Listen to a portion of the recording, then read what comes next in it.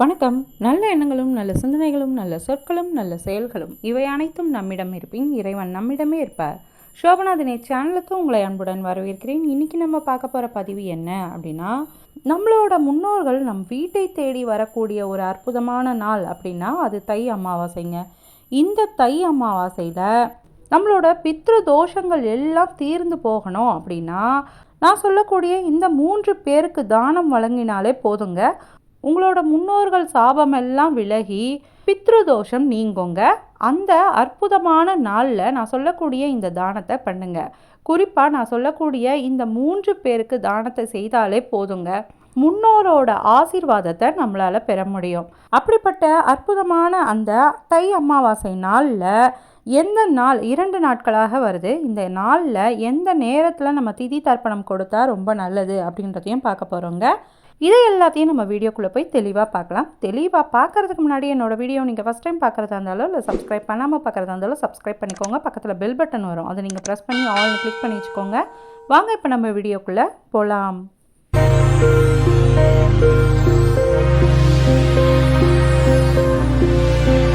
தை அமாவாசை பொதுவாகவே முன்னோர் வழிபாடு செய்கிறதுக்கும் தெய்வ வழிபாடு செய்கிறதுக்கும் ரொம்பவே உகந்ததுங்க.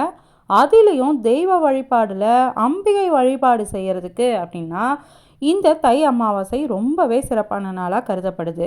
அதே மாதிரி தானம் தர்மம் செய்வதற்கு ஏற்ற ஒரு நாள் அப்படின்னா அது இந்த தை அமாவாசைங்க. இந்த தை அமாவாசை அன்னைக்கு அபிராமி பட்டருக்கு அன்னை அபிராமி அமாவாசை அன்று பௌர்ணமி நிலவை காட்டினாராம். அதனால தான் இந்த நாளில் விரதம் இருந்து புனித நீர் ஆடினோம் அப்படின்னா பாவங்கள் அனைத்தும் நீங்குவதோட தலையெழுத்து கூட மாற்றக்கூடிய சக்தி இந்த நாளுக்கு இருக்குங்க. தை அமாவாசை நாள் அப்படின்றது பித்ருக்களோட சாபத்தை போக்கிக் கொள்வதற்கான ஒரு முக்கியமான நாளுங்க. பொதுவாகவே அமாவாசை நாளில் நம்மளோட முன்னோர்கள் நம்மை பார்ப்பதற்காக நம்மளுடைய வீடு தேடி வரக்கூடிய நாள் அப்படின்னு சொல்லுவாங்க.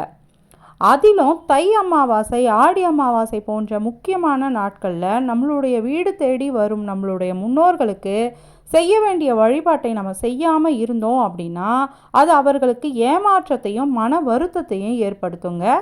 இது நமக்கு பித்ரு தோஷமாகவும் பித்ரு சாபமாகவும் மாறிடும். இந்த பித்ரு தோஷமும் பித்ரு சாபம் இருக்குது அப்படின்னா அந்த குடும்பத்தில் திருமணம் போன்ற சுபகாரிய நிகழ்ச்சிகள் தள்ளி போகக்கூடுங்க.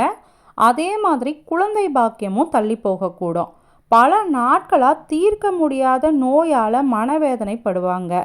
கடன் பிரச்சனை இருக்கும், குடும்பத்தில் நிம்மதியே இருக்காது. இந்த மாதிரியான பிரச்சனைகள்லாம் இந்த பித்ரு சாபமும் பித்ரு தோஷமும் ஏற்பட்டால் இருக்குங்க.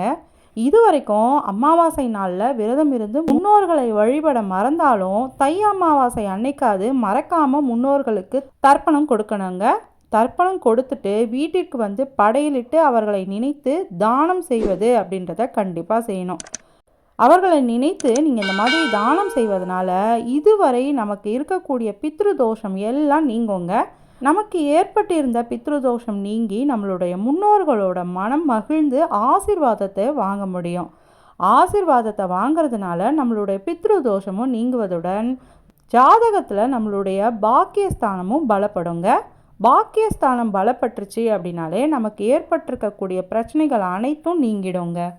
தை அமாவாசை ஆடி அமாவாசை போன்ற முக்கியமான அமாவாசை நாளில் நம்ம அளிக்கக்கூடிய தானமும் படையல் இது எல்லாத்தையும் நம்மளோட முன்னோர்களே நேரடியாக வந்து ஏற்பதாக ஐதீகம் இருக்குது.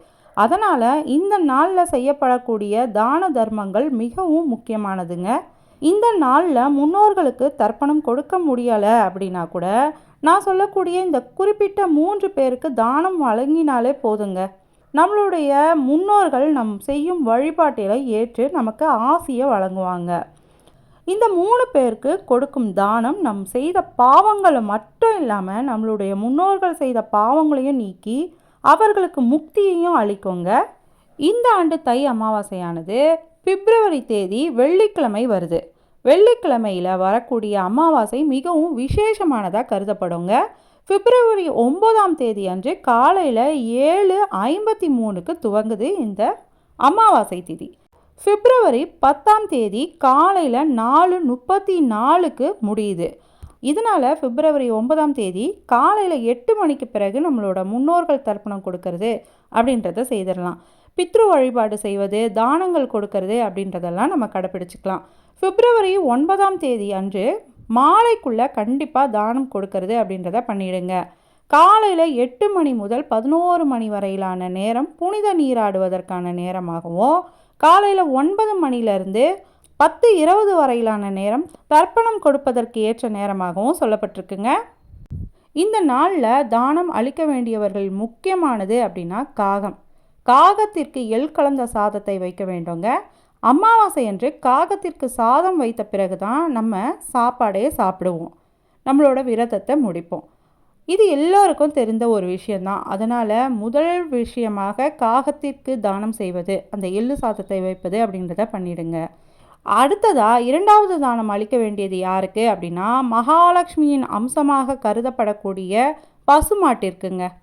வீட்டிற்கு பக்கத்தில் பசுமாடு வச்சுருக்காங்க அப்படின்னா, அந்த யார் வச்சுருக்காங்கன்றதை பார்த்துட்டு அவங்கக்கிட்ட கோதுமை தவிடு வாங்கி கொடுக்கலாம். அப்படி இல்லைன்னா ஏதாவது ஒரு தவிடு வாங்கி தானமாக கொடுக்கறது அப்படின்றத பண்ணிடுங்க. அதுவும் அமாவாசை தினத்தில், அதுவும் தை அமாவாசை தினத்தில் இந்த மாதிரி பசுக்கு தானம் பண்ணுவது அப்படின்றது ரொம்பவே நல்லது. கிடைத்தா கோதுமை தவிடு வாங்கி கொடுங்க, இல்லைனா ஏதாவது ஒரு தவிடை வாங்கி கொடுத்துட்டு வாங்க. அவங்க அதை கொஞ்சம் கொஞ்சமாக அவங்க அந்த பசுமாட்டிற்கு கொடுத்துருவாங்க. 3வதாக தானம் அளிக்க வேண்டியது யாருக்கு அப்படின்னா, மகாவிஷ்ணுவோட அவதாரங்களில் ஒன்றான மீன்களுக்குங்க. வீட்டிற்கு அருகில் கோவில் குளம் இருந்தது அப்படின்னா, அங்கே இருக்கக்கூடிய மீன்களுக்கு கடையில் ஒரு கைப்பிடி அளவிற்கு பொரிய வாங்கி போடுங்க. இந்த 3 உயிரினங்களுக்கு தை அமாவாசை தினத்தில் நீங்கள் தானம் அளிப்பது அப்படின்றது ராஜ யோகத்தை தேடி தருங்க. நிதி உள்ளிட்ட அனைத்து பிரச்சனைகளையும் நீக்கிடும்.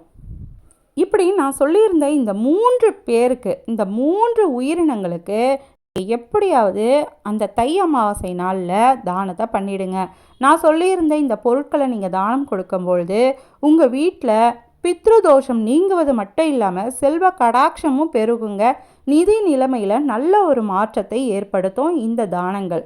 இது மட்டும் இல்லாமல் மற்ற அமாவாசைகளில் விரதம் இருந்தோம் அப்படின்னா பித்ரு தோஷம் மட்டும்தாங்க நீங்கும். ஆனால் தை மாத அமாவாசையில் நம்ம விரதம் இருந்தோம் அப்படின்னா பித்ரு தோஷத்துடன் சனியால் ஏற்பட்ட தோஷமும் நீங்குங்க. இத்தகைய சிறப்பு வாய்ந்த தை அமாவாசை அன்று நம்ம இந்த மாதிரி வழிபாடுகளை செய்தோம், தானங்கள் செய்தோம் அப்படின்னா அதற்கான பலன் பல மடங்கு கிடைக்குங்க. இந்த நாளை தவற விடாமல் நான் சொல்லியிருந்த இந்த 3 தானங்களை பண்ணிடுங்க. யாரெல்லாம் இந்த தானங்களை செய்ய போகிறீங்க அப்படின்றத கீழே கமெண்டில் சொல்லுங்கள், நானும் தெரிஞ்சுக்கிறேன். உங்களுக்கு இந்த வீடியோ பிடிச்சிருக்கோம் அப்படின்னு நான் நம்புகிறேன். இந்த வீடியோ பிடிச்சிருந்தது அப்படின்னா லைக் பண்ணுங்கள், உங்கள் ஃபேமிலி அண்ட் ஃப்ரெண்ட்ஸ்க்கு இதை ஷேர் பண்ணுங்கள். உங்களோட ஆதரவுக்கு மிகப்பெரிய நன்றிகள். தேங்க்யூ. வாழ்க வளமுடன், வளர்க அன்புடன். அன்பே தெய்வம், நற்றுணையாவது நமச்சிவாயமை. திருச்சிற்றம்பலம்.